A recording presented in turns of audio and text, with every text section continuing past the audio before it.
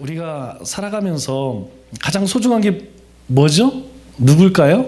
우리가 살아가면서 가장 소중한 것은 우리 가족이죠. 만일 우리 가족 가운데에 몸이 아프거나 마음이 아픈 사람이 있다면 온 가족의 관심은 그 한 사람일 것입니다. 우리 아이들도 이제 졸업을 해서 시험을 봐서 다 이렇게 시험을 국가고시를 봤어요. 내색은 하지 않지만 부모의 관심은 어디 있을까요? 늘 열심히 공부하는, 열심히 그 시험을 준비하는 자녀를 위해서 안전하세나 늘 기도를 하죠. 그리고 우리의 자녀들이 앞으로 삶 가운데서 하나님을 정말 기쁘시게 하는 그런 자녀가 되게 해달라고 아마 이 자리에 계신 모든 성도님들 마음이 똑같을 것입니다. 만일 우리 가족 가운데 누가 아픈 사람이 있다면 가족 구성원들이 전부 마음을 쓰면서 그 아픈 사람을 위해서 기도를 하고 또 격려를 해줄 것입니다.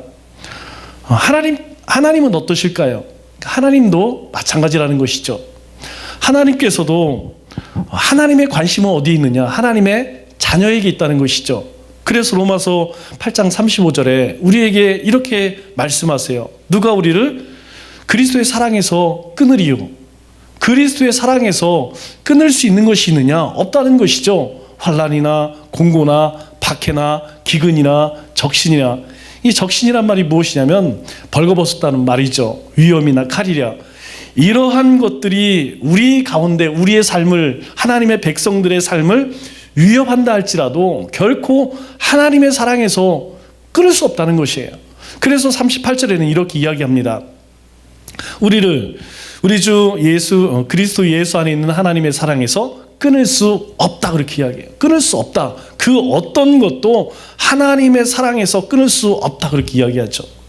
우리가 이런 하나님의 은혜와 사랑 가운데 살아가면서 늘 고민하는 문제가 무엇이냐면, 어떻게 하면 우리가 사는 동안 이 하나님의 능력 가운데 살 수 있는가? 어떻게 하면 우리의 삶 가운데 하나님의 능력을 경험할 수 있느냐? 사실 우리의 자녀들을 바라보면서 여러분 무엇을 위해 기도합니까? 무조건 잘 되는 것? 아마 대부분의 부모님들은, 신앙생활하는 부모님들은 우리의 자녀들이 정말 예수님을 깊이 만나고 그 예수님과 함께 살면서 예수님이 주시는 믿음의 능력 가운데 살기를 바라죠. 하나님도 똑같다는 것이죠. 우리가 자녀들에게 그런 관심을 갖는 것처럼 하나님도 하나님의 백성들에게 어떤 관심을 갖고 계시느냐? 하나님께서 이미 우리 가운데 그 믿음의 능력, 구원의 능력 주셨다는 거예요. 그것을 가지고 너희가 마음껏 그 능력을 체험하면서 경험하면서 살기를 바란다는 것이죠. 한 기독교 단체에서 설문조사를 했어요. 당신은 그리스도인들 대상으로 당신은 얼마만큼 하나님의 능력을 체험하며 살고 있습니까? 여러분 10명 가운데 몇 명이 그렇다고 이야기할까요? 불과 2명밖에 그 대답을 하지 못했다는 것이죠. 10명 가운데 2명, 20%만이 나는 하나님의 능력 가운데 살고 있습니다 라고 대답을 했다는 거예요. 나머지 80%는 하나님께서 우리에게 주신 그 놀라운 능력을 경험하기보다는 어느 순간 하나님이 주신 그 사랑, 하나님 주신 믿음을 잃어버리고 그저 습관처럼 신앙생활이 아닌 종교생활을 하고 있다는 것이죠. 그렇다면 나는 어떨까요? 나는 어떠한 신앙생활을 하고 있느냐? 나는 이 세상 가운데 오늘 하루도 우리가 살았지만 우리가 매일매일 살면서 나는 어떠한 삶을 살았느냐 하는 것이죠. 내가 정말 하나님의 능력을 경험하며 살고 있느냐, 이것을 어떻게 알 수 있을까요? 사실 어렵지가 않아요. 내 삶 가운데 하나님의 구원의 감격이 우리의 삶 속에 그것이 드러난다고 하면 그것은 분명 하나님의 능력을 경험하며 사는 것일 것입니다. 그러면 내가 구원받은 그 감격을 어떻게 알 수 있느냐? 우리의 삶에 감사가 넘쳐나는 것은 구원의 감격이 있는 것입니다. 저는 그렇게 생각해요.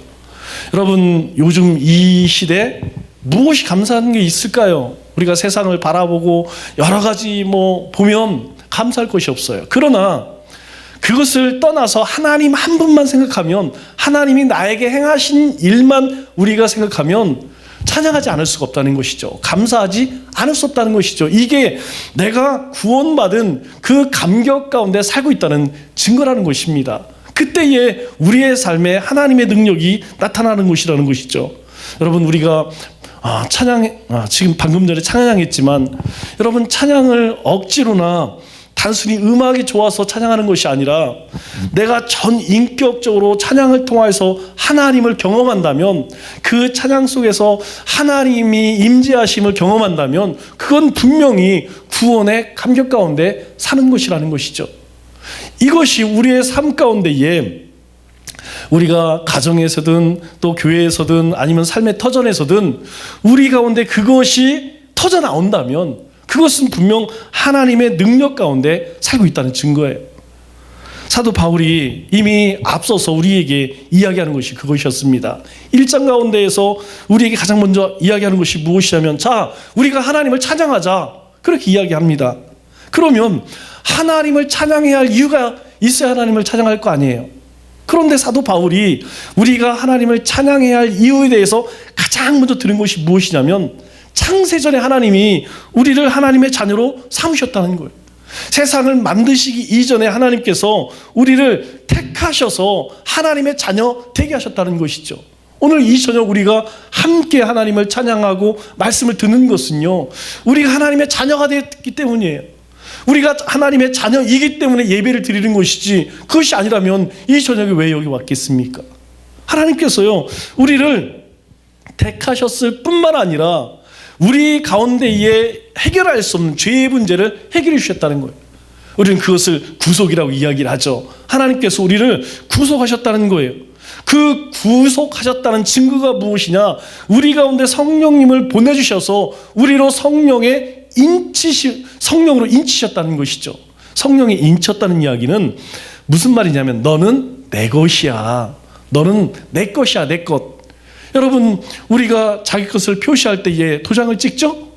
우리가 어떤 물건을 사고 다 도장을 찍습니다. 도장을 찍는, 계약서에 도장을 찍는 순간부터는 그 물건이 내 거예요. 내가 책임져야 되는 것이죠. 하나님께서 바로 우리를 하나님의 자녀로 택하시고 자녀 삼으시면서 그 증거로 무엇을 보내주셨느냐? 성령님을 보내주셨다는 거예요. 성령으로 인치셨다는 것이죠.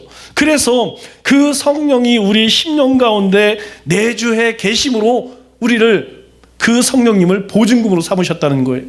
그래서 우리가 이후에 하나님 앞에 섰을 때에 우리가 하나님의 자녀인 것을, 하나님의 백성인 것을, 하나님의 백성으로 산 것을 무엇으로 증거 삼을 것이냐? 성령님이 우리와 함께 하신 것, 그것으로 하나님께서 삼으시겠다는 것이죠.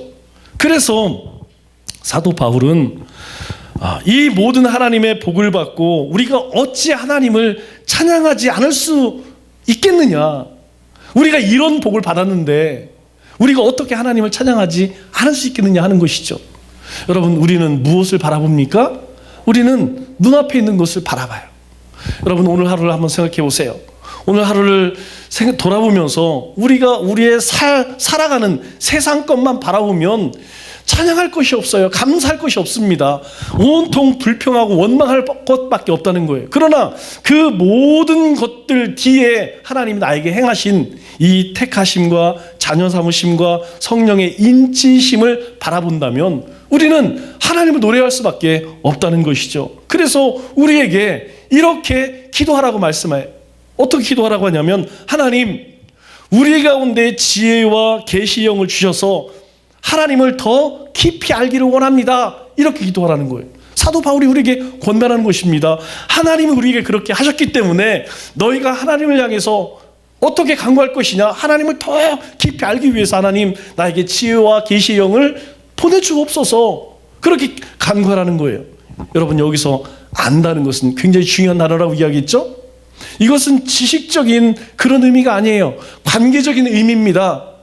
너희가 하나님을 경험하여서 너희가 삶 속에서 하나님과 동행하며 그 하나님을 경험한 그 하나님께서 우리의 삶 가운데 관계하심으로 하나님을 더 깊이 너희가 알아가는 것이, 그냥 너희가 공부를 하고 너희가 머리로만 이해하는 것이 아니라 너희가 삶 속에서 그 살아계신 하나님, 우리를 창세 전에 하나님의 자녀로 삼으신 그 하나님이 나에게 어떤 관심을 갖고 어떤 계획을 가지고 나를 통해서 무엇을 원하시는지 그것을 알라는 거예요. 그리스도의 행복이 어디 있습니까?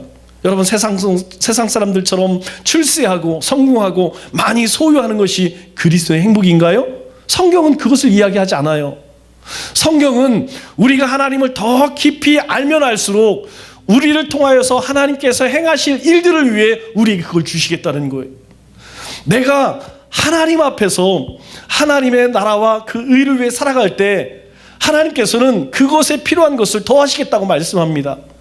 그렇기 때문에 하나님께서는 우리에게, 사도 바울은 우리에게 너희가 마음의 눈이 밝혀지도록 하나님 앞에 그렇게 간구하라는 것이죠.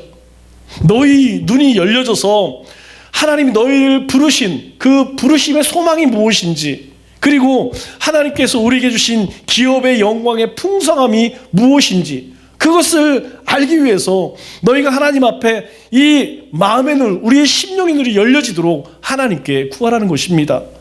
구하라는 이유가 뭐예요? 보여주시겠다는 것이죠. 너희가 하나님 나를 왜 부르셨죠? 나를 이 세상에 보내신 이유가 무엇입니까? 라고 하나님께 구하면 하나님이 우리의 눈을 열어주신다는 거예요. 보여주신다는 거예요. 말씀해 주신다는 거예요. 그리고 그 일을 위해서 하나님이 쓰시겠다는 것이죠. 쓰실 뿐만 아니라 바로 우리를 통하여서 하나님이 그 일을 이루셨을 때에 우리의 삶에 하나님이 그 복을 담아주시겠다는 것입니다. 하나님께서 우리에게 약속하신 거예요. 하나님께서 우리에게 언약한 것입니다. 그렇기 때문에 그것을 위해 너희가 구하라는 것이죠. 그럴 때에 하나님께서 우리 가운데 하나님의 능력을 부어주시겠다는 것이죠. 또한 사도 바울은 그러한 삶을 살기 위해서 우리가 어떻게 구원의 감격을 회복할 수 있는가, 어떻게 우리가 신앙의 감격을 회복할 수 있는가에 대해서 말씀하죠. 사도 바울이 가장 먼저 우리에게 말씀하는 것이 그겁니다. 너희가 구원의 감격을 회복하기 위해서는 두 가지를 알아야 된다는 거예요. 그 두 가지가 무엇이냐면, 첫째는 너희는 어떤 존재라는 것이죠. 우리의 처지는 어떤 처지의 노인자들이라는 것이죠. 그리고 하나님께서 우리 가운데 어떤 일을 행하셨다는 것이죠. 이것은 우리 신앙생활 가운데 아주 중요합니다. 왜 중요하느냐? 나를 알고 하나님이 어떤 분인지 이것을 알지 못하면 어떤 일이 일어나느냐? 이스라엘 백성들이 망한 이유가 무엇입니까? 사사기 2장 10절에 분명하게 우리에게 말씀하고 있어요. 이스라엘 백성들이 승승장구하다가 어느 날부터 하나님의 진노를 사게 됩니다. 그 터닝 포인트가 무엇이냐면 바로 사사기 2장 10절의 말씀이에요. 여호와를 알지 못하며 여호와께서 이스라엘 위하여 행하신 일도 알지 못하더라. 여러분, 이것이 어느 때 일어났느냐? 그 세대의 사람도 다 그 조상에게로 돌아갔고 가나안 땅을 정복한 사람들이죠. 이 사람들은요, 이 광야 40년을 하나님의 인도하심 가운데 살았던 사람이에요. 요단강을 건너서 하나님께서 어떻게 승리케 하셨는지, 어떻게 약속의 땅을 주시는지를 경험한 사람들입니다. 그들이 다 조상에게 돌아갔대. 다 죽었다는 거예요. 그 후에 일어난 다른 세대는 그 자녀들이죠. 그 자녀들이요, 하나님을 알지 못하며 하나님께서 이스라엘 위하여 행하신 일도 알지 못하였더라. 두 가지 얘기합니다. 하나님을 알지 못하였고 하나님이 그들 가운데 행하신 일을 알지 못했다는 거예요. 오늘 우리도 마찬가지라는 것이죠. 사도 바울이 앞에서 하나님을 찬양할 이유, 그리고 너희가 하나님 앞에 기도해야 하는 그 기도의 제목들에 대해서 이야기하는 이유가 무엇이냐? 바로 그거라는 거예요.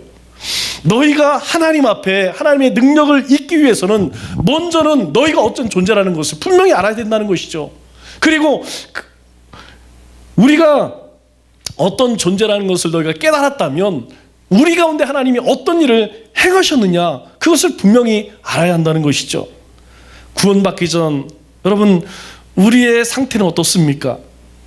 우리가 믿음의 신앙생활을 하면서 왜 신앙의 감격, 구원의 감격을 잃어버렸을까요? 왜 감사가 생각나지 않을까요? 또 왜 우리의 삶 가운데 변화가 일어나지 않을까요?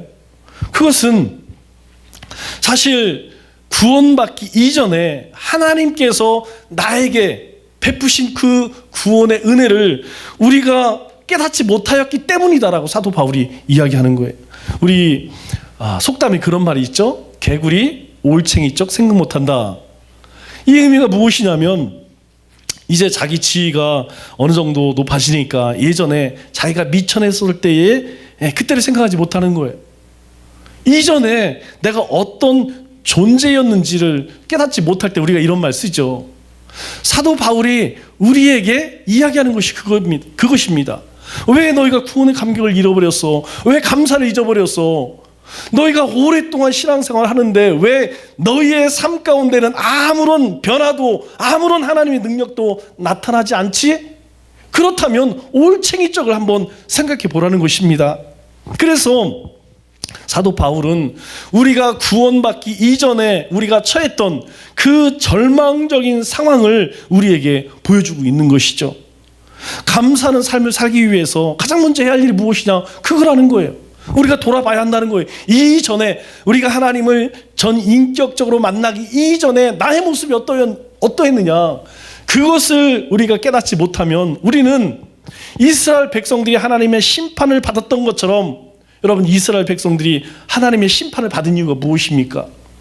사사기에서는 분명히 하나님과 하나님이 행하신 일을 그들이 알지 못하였기 때문이라고 이야기했죠. 하나님과 하나님의 행하신 일을 알지 못하게 되면 그 다음에 나타나는 현상이 무엇이냐면 우리 사자성어로 배은망덕이라고 이야기하죠. 누가 그랬습니까? 이스라엘 백성들이 그랬어요. 하나님께서 이스라엘 백성들에게 약속하신 것이 있어요. 여러분, 하나님께서 이스라엘 백성들에게 땅만 주신다고 이야기했나요? 아니에요. 여러분, 신명기 28장의 말씀을 우리가 천천히 읽어보면 하나님께서 이스라엘을 하나님이 어떻게 하시겠다고 약속을 해주십니다. 축복의 말씀이죠. 모든 민족에 뛰어나게 하실 거라는 거예요. 너희 모든 필요를 채우실 거라는 거예요. 너희 모든 대적들로부터 하나님께서 지키시겠다는 거예요. 내가 너희를 눈동자같이 지키시겠다는 거예요. 그런데 문제는 무엇이냐? 하나님께서 그렇게 그들 가운데 행하셨어요.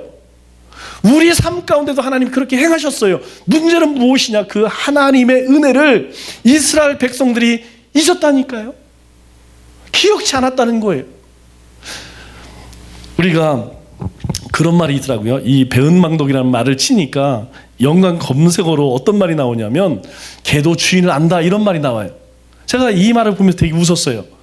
여러분, 말 못하는 이 짐승인 개도 닷새만 돌봐주면 주인을 알아본답니다. 참 놀랍죠? 우리가 버려진 개 있죠. 우리가 떠도는 개들, 그것을 데려다가 일주일만 밥을 먹여주면 주인으로 알아보고 순종한다는 거예요. 저도 깜짝 놀랐어요. 여러분, 우리가 얼마나 이 개하면 업신여깁니까? 그죠? 그런데 이 하찮은 개도, 떠돌이 개도 일주일만 먹여주면요 주인으로 삼고 고마워한다는 거예요. 그런데 여러분, 사람은 어때요? 사람, 우리가 막 이제 이렇게 뭐 조금 제대로 살지 못하는 사람들에 대해서 뭐라고 이야기해요? 개만도 못하다, 이런 말 쓰죠? 결국 이 말의 의미가 무엇이냐? 하나님께서 우리 가운데에 크신 은혜를 베풀었음에도 불구하고 우리가 그 구원의 기쁨, 감격 가운데 살지 못하기 때문이라고 말씀하죠. 그래서 오늘 1절 말씀을 볼까요? 1절 말씀에 사도 바울이 이렇게 이야기합니다. 너희 허물과 죄로 죽었던 너희를 살리셨도다, 이렇게 이야기해요. 하나님께서 허물과 죄로 죽었던 너희를 살리셨도다, 이렇게 이야기해요. 그런데 여기에서 죽었던 표현을 어떻게 쓰죠? 과거형으로 써요. 그 얘기는 무엇입니까? 지금은 그렇지 않다는 것이죠. 지금은 죽은 자가 아니라는 거예요. 이전에는 너희가 죽었던 자들이라고 과거형으로 이야기를 해요. 이것이 성령의 진단이라는 거예요.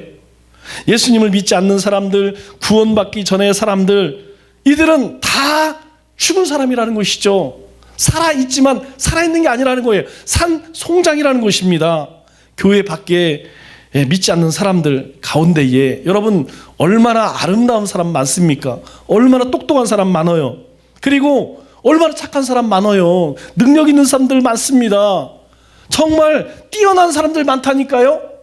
그러나 하나님의 진단은 무엇이냐? 그들은 다 죽었다라고 이야기해요. 하나님께서는 그들이 다 죽었다는 거예요. 여기서 죽었다는 것은 육적인 죽음과 영적인 죽음을 함께 이야기하는 것이에요. 여러분, 우리에 대해서, 나에 대해서 가장 먼저 성경이 이야기하는 것이 무엇이냐면 너희는 이전에 허물과 죄로 죽었다는 거예요. 우리는 이전에 완전히 죽었던 자들이라는 것입니다. 그런데 어떻게 하셨다고요? 하나님께서 그가 우리를 살리셨대. 우리는 더 이상 죽은 자가 아니라는 것이죠. 그러나 하나님을 모르는 자는 지금도 여전히 다 죽은 자라는 것이에요. 그러면 죽은 자의 특징이 무엇이죠? 여러분 시체를 보셨으면 요즘에는 보기 힘들지만 예전에는 다 집에서 장사를 치렀기 때문에 할머니 할아버지 돌아가시는 거 다 보았죠. 시체의 특징이 무엇이냐면 반응이 없어요. 아무리 말을 걸어도 여러분 말을 못합니다. 아무리 좋은 음식을 갖다 줘도 여러분 아무 반응이 없어요. 그리고 죽은 시체는요, 죽는 순간부터 부패하기 시작해요. 그래서 제일 먼저 하는 게 무엇이죠? 구멍을 막잖아요. 구멍을 막는 이유가 무엇입니까? 안에서 부패해서 악한 더러운 이 균들이 나오기 시작하거든요. 그래서 솜으로 다 막는 거예요. 그리고 막지 않으면요 더 빨리 부패합니다. 그래서 사람이 죽으면 예전에 가장 먼저 구멍이란 구멍을 가장 먼저 막았어요. 그리고 세 번째로요, 이 죽은 시체는 말이 없어요. 여러분 시체는 말이 없어요. 왜 죽음이 무서우냐? 말을 할 수 없기 때문에, 아무 반응이 없기 때문에, 죽는 순간부터 부패하기 때문에. 여러분 이것이 왜 중요하느냐? 우리 로마서 10장 9절로 10절에 보면 성경은 이렇게 이야기합니다. 내가 만일 내 입으로 예수를 주로 시인하며 하나님께서 예수님을 죽은 자 가운데 살리신 것을 내 마음에 믿으면 구원을 받으리라. 내가 마음으로 믿어 의에 이르고 입으로 시인하여 구원에 이르느니라 라고 이야기하는데, 제일 먼저 뭘 얘기합니까? 내가 만일 내 입으로 시인해야 돼요. 고백해야 합니다. 그런데 시체는요 고백할 수가 없어요. 말을 할 수가 없어요. 반응이 없어요. 하고 싶어도 할 수 있는 생명이 없어요. 그래서 죽음이 무섭다는 것입니다. 그래서 이 죽음이 가져다주는 가장 큰 절망과 슬픔이 무엇이냐? 바로 하나님 앞에 구원을 얻을 수 있는 기회가 없어요. 이것이 죽음의 가장 무서운 두려움이라는 것이죠. 우리가 구원받기 이전에 어떤 자들이었습니까? 여러분 예수님 믿기 이전에 성경은 우리에게 이야기해. 너희는 죽었다. 영적으로 완전히 사망한 자다 라고 우리에게 선언하고 있는 거예요. 그런데 하나님께서 우리를 불쌍히 여기셨어요. 우리를 긍휼히 여기셨어요. 그래서 예수님을 보내주셔서 십자가를 통하여 우리의 죄를 대속하시고 부활하심으로 우리에게 생명을 주셨어요. 문제는 무엇이냐? 그렇게 하나님의 구원을 받은 우리가 창세 이전에 하나님이 택하시고 그리고 하나님께서 자녀로 삼으시고 그 자녀 삼으신 것을 성령으로 보증하셨어요. 그런데 문제는 그것을 우리가 알지 못한다는 것이죠. 우리가 그걸 깨닫지 못한다는 것이죠. 분명 하나님께서는 우리로 하여금 하나님의 능력이 예수 그리스도 가운데 역사하셔서 어떤 역사들이 일어났죠? 부활하심의 역사와 영화로움의 역사와 교회의 머리가 되셨다고 이야기했죠. 하나님께서 예수님에게 하나님의 능력 예수님 가운데 역사하시니까 예수님 가운데 그런 역사가 일어났어요. 그런데 우리가 믿음으로 그 예수님을 나의 구주로 영접을 했습니다. 예수님이 우리를 살리셨다니까요. 우리와 함께 하신다니까요. 문제는 무엇이냐? 우리가 그것을 깨닫지 못한다는 것이죠. 누가 그랬냐면 에베소 성도들이 그랬다는 거예요. 그들이 예수님을 처음 만났을 때는요 너무너무 그 구원의 기쁨과 감격 가운데 온 세상을 다 이기는 믿음으로 살았어요. 그런데 시간이 지나니까 그들이 한 가지를 잃어버려요. 무엇입니까? 첫사랑을 잃었다는 거예요.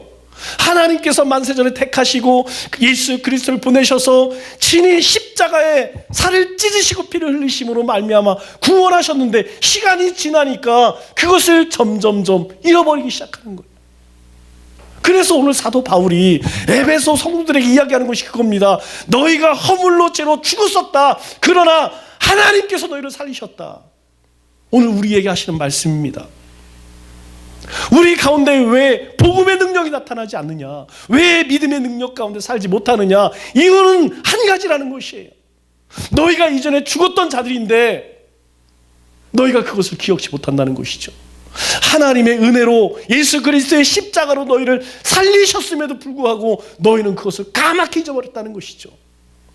이스라엘 백성들이 어떻게 해서 망했다고요? 하나님과 하나님이 행하신 일을 그들이 기억지 않더라.